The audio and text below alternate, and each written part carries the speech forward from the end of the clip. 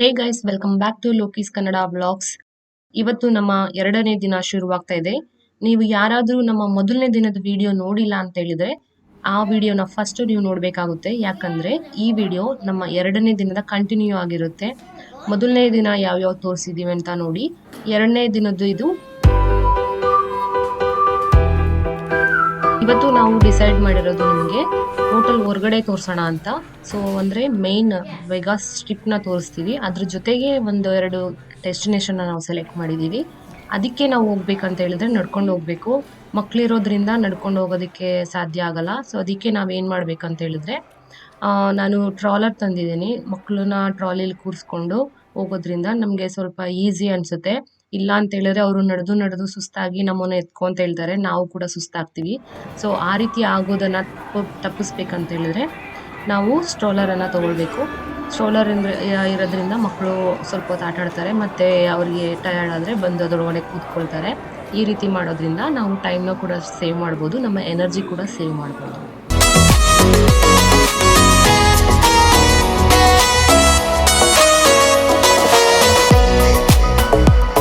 ನೀವೀಗ ನೋಡ್ತಾ ಇರೋದು ಇದು ಟ್ರಂಪ್ ಬಿಲ್ಡಿಂಗು.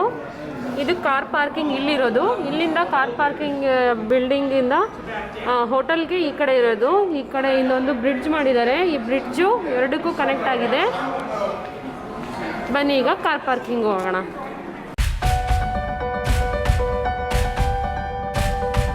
ನೀವೀಗ ನೋಡ್ತಾ ಇರೋದು ಟ್ರೆಜರ್ ಐಲ್ಯಾಂಡ್ ಹೋಟೆಲ್ನ ಕಾರ್ ಪಾರ್ಕಿಂಗು. ಕಾರ್ ಪಾರ್ಕಿಂಗ್ ಬೇರೆ ಸಪ್ರೇಟ್ ಬಿಲ್ಡಿಂಗ್ ಇದೆ. ಇಲ್ಲಿ treasure island hotel building separate ಇದೆ. ಕಾರ್ ಪಾರ್ಕಿಂಗ್ ಕಂಪ್ಲೀಟ್ ಆಗಿ ಫ್ರೀ ಇಲ್ಲಿ. Treasure island hotel car parking ಇಂದ ಈ ತರ ಕಾಣಿಸುತ್ತೆ. ಸೊ ಕಾರ್ ಪಾರ್ಕಿಂಗ್ ಇಂದ ಸ್ಟ್ರೋಲರ್ ತಗೊಂಡಾಯ್ತು, ಇಲ್ಲಿ ಬಂದು ನಿಂತಿದ್ದೀನಿ. ನಮ್ಮ ಲಿವಿಯೋ ಮೇನ್ ಎಂಟ್ರೆನ್ಸ್ ಇಂದ ಬರ್ತಾ ಇದ್ದಾನೆ ನೋಡಿ. ಟ್ರೆಜರ್ ಐಲ್ಯಾಂಡ್ ಹೋಟೆಲ್ ನ ಮೇನ್ ಎಂಟ್ರೆನ್ಸ್ ಇದು.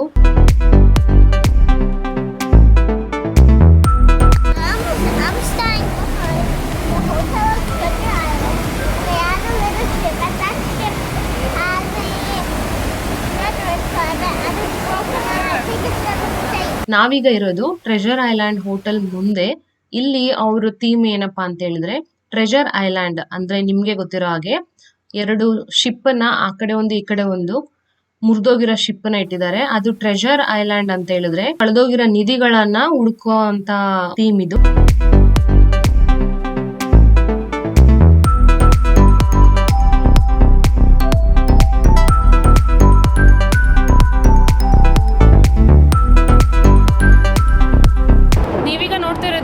Strip road.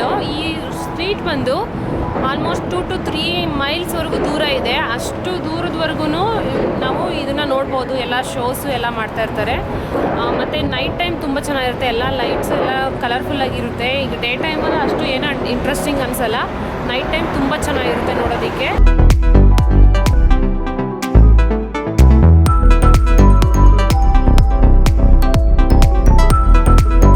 ಸೆಂಟರ್ ಸ್ಟಾರ್ಟ್ ಆಗೋದು ಮೇನ್ ಇಲ್ಲಿಂದಾನೆ. ವಿನೇಶಾನು ಮತ್ತೆ ಟ್ರೆಜರ್ ಐಲ್ಯಾಂಡ್ ಇಂದ ಮೇನ್ ಅಟ್ರಾಕ್ಷನ್ಸ್ ಸ್ಟಾರ್ಟ್ ಆಗೋದು.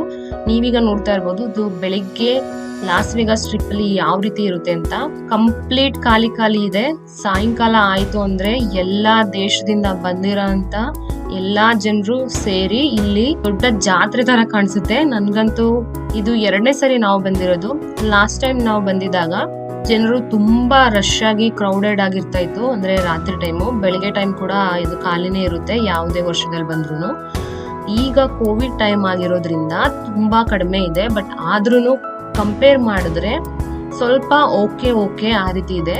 ಮತ್ತೆ ಈಗ ಎಲ್ಲ ಹೋಟೆಲ್ಗಳು ಕೂಡ ತುಂಬಾ ಕಡಿಮೆ ಪ್ರೈಸ್ ಅಲ್ಲಿ ಬರ್ತಾ ಇದೆ. ಸೊ ಅದಕ್ಕೋಸ್ಕರ ತುಂಬಾ ಜನ ಈಗ ಟ್ರಾವೆಲ್ ಮಾಡೋದಕ್ಕೆ ಶುರು ಮಾಡಿದ್ದಾರೆ. ಮತ್ತೆ ನಮ್ಮ ಲಿವಿಯೋ ಸ್ವಲ್ಪ ಹೊತ್ತು ಕುತ್ಕೊಂಡು ಏನ್ ಮಾಡ್ತಾ ಇದ್ದಾನೆ ನೋಡಿ. ನಾವೀಗ ನಿಂತಿರೋದು ದ ಮಿರೇಜ್ ಹೋಟೆಲ್. ಇಲ್ಲಿ ನೈಟ್ ಟೈಮ್ ಆದ್ರೆ ವೋಲ್ಕೆನೋ ಶೋ ನ ನಡೆಸ್ತಾರೆ.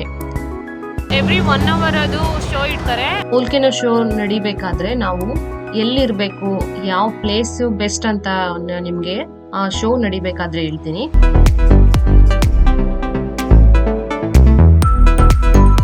ಈಗ ನಾವು ವಿನೇಶಾನ್ ಹೋಟೆಲ್ ಹತ್ರ ಬಂದಾಯ್ತು. ಈ ಹೋಟೆಲ್ ಮುಂದೆ ನೀವು ಈಗ ನೋಡ್ತಾ ಇದ್ರಲ್ಲ, ವಿನೇಶಾನ್ ಹೋಟೆಲ್ ಆರ್ಕಿಟೆಕ್ಚರ್ ಮತ್ತೆ ಥೀಮ್ ಬಂದು ಇಟಲಿ ಸಿಟಿದು. ಇಟಲಿಯಲ್ಲಿ ಯಾವ ರೀತಿ ಇರುತ್ತೆ, ಆ ಬಿಲ್ಡಿಂಗ್ ಸ್ಟ್ರಕ್ಚರ್ಸ್ ಯಾವ ರೀತಿ ಇರುತ್ತೆ, ಮತ್ತೆ ಅಲ್ಲಿ ಉಪಯೋಗಿಸುವಂತ ಗೊಂಡೋಲಾ ರೈಡ್ ಅದನ್ನ ಕೂಡ ಇವರು ಇಲ್ಲಿ ರೆಪ್ಲಿಕಾನ ಮಾಡಿದ್ದಾರೆ. ನಾವು ಈ ಗೊಂಡೋಲಾ ರೈಡ್ ಅಥವಾ ಬೋಟ್ ರೈಡ್ ಏನ್ ಕರಿತೀವೋ ಇದು ರನ್ ಮಾಡ್ತಾರೆ ನೋಡಿ, ಈ ತರ ಇರುತ್ತೆ. ಹೊರಗಡೆ ಕೂಡ ಇದೆ, ಒಳಗಡೆ ಕೂಡ ಇದೆ. ಒಳಗಡೆ ಬೇಕಂತ ಹೇಳಿದ್ರೆ ಒಳಗಡೆ ಚೂಸ್ ಮಾಡಬಹುದು, ಹೊರಗಡೆ ಬೇಕಂತ ಹೇಳಿದ್ರೆ ಹೊರಗಡೆ ಚೂಸ್ ಮಾಡಬಹುದು.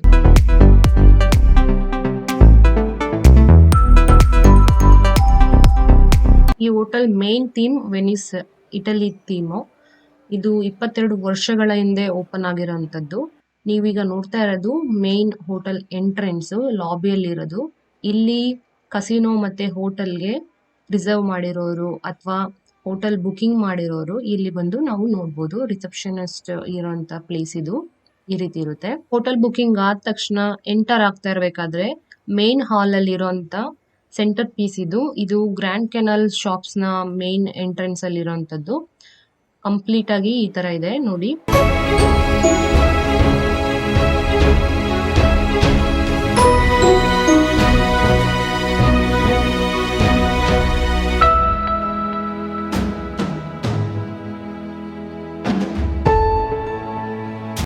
ಜೊತೆಗೆ ನಿಮಗೆ ವೆಲ್ಕಮ್ ಮಾಡ್ತಾ ಇರೋಂಥದ್ದು ಇಟಲಿಯಲ್ಲಿ ಪ್ಲೇ ಮಾಡ್ತಾರಲ್ಲ ಆ ರೀತಿ ಒಂದು ಪ್ಲೇ ಮಾಡಿ ನಮಗೆ ವೆಲ್ಕಮ್ ಮಾಡ್ತಾರೆ.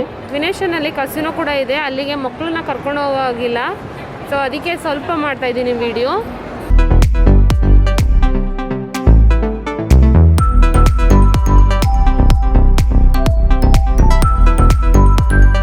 ಈ ದೊಡ್ಡ ಗ್ಯಾಲರಿ ರಿಸೆಪ್ಷನ್ ಏರಿಯಾ ಇಂದ ಕಸಿನೋಗೆ ಕನೆಕ್ಟ್ ಆಗುತ್ತೆ.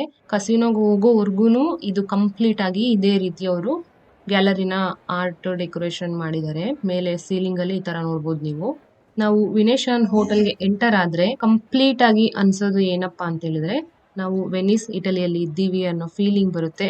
ಈ ಹೋಟೆಲ್ ಕಂಪ್ಲೀಟ್ ಸ್ಟ್ರಕ್ಚರ್ ಮತ್ತೆ ಆರ್ಕಿಟೆಕ್ಚರ್ ಅದೇ ರೀತಿ ಇದೆ.